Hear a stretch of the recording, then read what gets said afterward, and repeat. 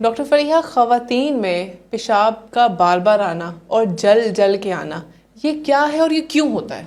جی بہت اچھی بات آپ نے کی ہے. یہ اتنی کامن سی ایک فائنڈنگ ہے، ہر دوسری ہر لڑکی کسی کو ہوتا ہے، بار بار ہوتا ہے کہ ہاں. پیشاب اچھا، اور ہر عمر کی خواتین کو ہو رہا ہے؟ مطلب فیمیل میں اس کی کسی نہ کسی ایج کے حصے میں اس کو UTI ہوا ہوتا ہے، یا لائف میں ایک بار یا 2-3 بار بھی ہوا ہوتا ہے. تو تقریباً ہر لڑکی ہی UTI کو فیس کرتی ہے اپنی لائف کے. آتا ہے، بڑا لمبا چل رہا ہوتا ہے. ایسے ہی ہوتا ہے بالکل نا.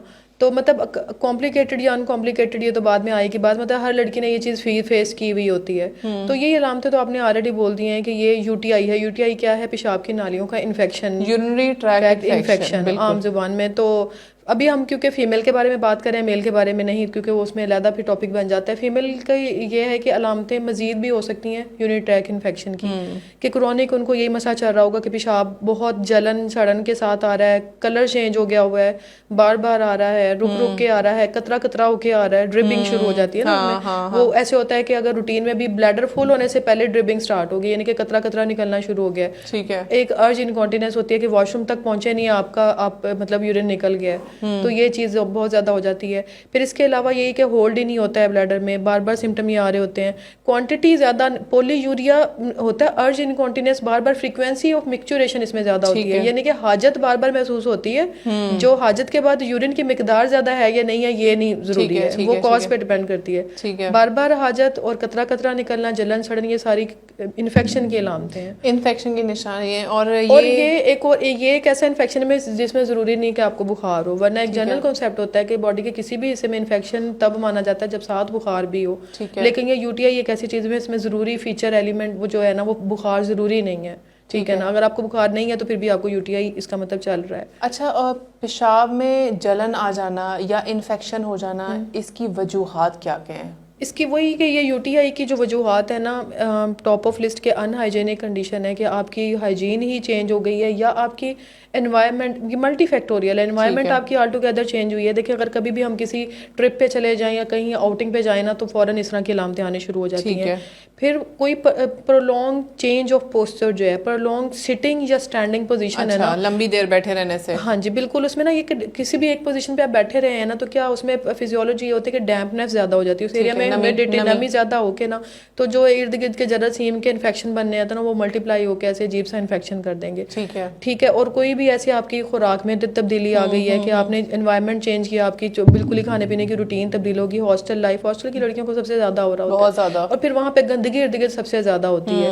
لوٹے اور واش روم اور پانی، تینوں چیزیں، جو پانی پائپوں سے نکل کے آ رہا ہے وہ بھی گندا، لوٹے بھی گندے، ٹوٹیاں بھی گندی. اچھا، کیا گندا ٹینک ہونا، گندا شاور ہونا، بالکل گندے پانی سے اپنے نچلے حصے کو دھونا، کیا یہ وجوہات ہیں؟ بالکل. جو UTI کا جو کامن آرگینزمز ہیں، مطلب اب ہم نے یہاں پہ آرگینزمز کے نام کیا لینے ہیں، وہ زیادہ تر گروہ ہی گندے واٹر میں کر رہے ہوتے ہیں. تو اگر یہ کوئی ٹینک سٹوریج واٹر کا ایسا ہے، یا پھر یہ ٹوٹیاں ہی گندی جو واش ہی نہیں ہوتی ہیں، ٹھیک ہے نا، وہاں پہ کوئی سر پیر ہی نہیں ہوتا ہاسٹل لائف میں، تو یہ ساری چیزیں میٹر کر رہی ہوتی ہیں، UTI کو مطلب انہانس کر رہی ہوتی ہیں ہونے میں، اس کی طرف ٹریگر ہیں یہ سارے. ٹھیک ہے. اور پھر اس کے پبلک واش روم استعمال کرنا، پبلک واش روم اس کے کوشش کریں کہ اوائڈ کریں. اب کیونکہ ہاسٹل لائف میں اوائڈ تو نہیں ہو سکتے، لیکن آپ اپنی طرف سے اپنا پارٹ یہ پلے کریں کہ آپ وہاں کے یوٹینسلز نہ یوز کریں. کوئی بھی نا، آپ اپنے لوٹے یا کوئی بھی ڈبہ اپنے روم میں الگ رکھیں، سب چیزیں الگ رکھیں، اپنے روم میں رکھ لیں اور اس کو اپنے روم میں واپس لے آئیں. ٹھیک ہے نا. اپنی چیزوں کا خود بالکل. بوٹل، کوئی بوٹل اس طرح کی رکھ لیں، یا پھر مسلم شاور اگر لگوا سکتے ہیں تو وہ لگوا لیں. مطلب جتنا آپ کر سکتے ہیں. ٹینک تو نہیں آپ چینج کروا سکتے ہیں، لیکن جہاں تک ہو سکتا ہے آپ اس کو، اگر آپ کو بہت پرانا مسئلہ چل رہا ہے، کرونک ہے، تو پھر آپ ٹینک بھی رکھ سکتے ہیں، اتنا مسئلہ نہیں ہے. اینڈ دی پوائنٹ از آپ کمپلین کریں، پراپر ان کو بتائیں کہ ٹینک کی صفائی واش کروائیں ان کو. ادھر جتنا آپ دیکھیں آپ ہیں، باقی کتنے لوگوں کو چھوٹے لیول کے ہاسٹلس پہ تو یہ مینج ہو جاتی ہیں، کوئی بہت بڑے لیول پہ تو چلے یہ نہیں ہوتی ہیں مینج.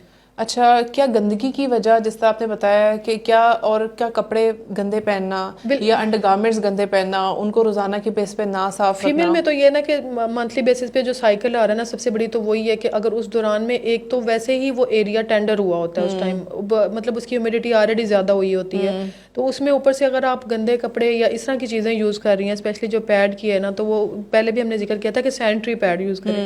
اگر سینیٹری پیڈ آپ افورڈ نہیں کرتے ہیں تو آپ کم از کم گھر کا سافٹ اور نرم کپڑا اور جو صاف ستھرا دھلا ہوا ہو، پھر اس کو ڈسکارڈ بھی پراپرلی کریں. ٹھیک ہے. نہ ہی یہ کہ آپ نے ایسے رینڈملی اٹھا کے یوز کر لینا ہے, اس پہ ڈسٹ لگی ہوئی ہے, گند لگا ہوا ہے, نہ ہی یہ کہ اس کو ڈسکارڈ آپ نے ایسے کر دینا. دونوں طریقے آپ کے بالکل پراپر وے سے ہوں, تاکہ بالکل اس ایریا پہ جو چیز اپلائی ہو رہی ہے وہ ڈائریکٹ ہی ایک دم سے ایک بیکٹیریا آپ اندر سمجھ لیں گھسا دیتے ہیں. اور یہ آپ دیکھیں کہ کتنی سینسٹیو یہ جگہ ہے, اس کو جتنا صاف رکھا جائے بہتر ہے, اور وہ جتنا زیادہ انفیکشن یہاں ہو سکتا ہے, جس حفظان صحت کے اصول سارے پورے کریں یہاں پہ ڈیفینیٹلی.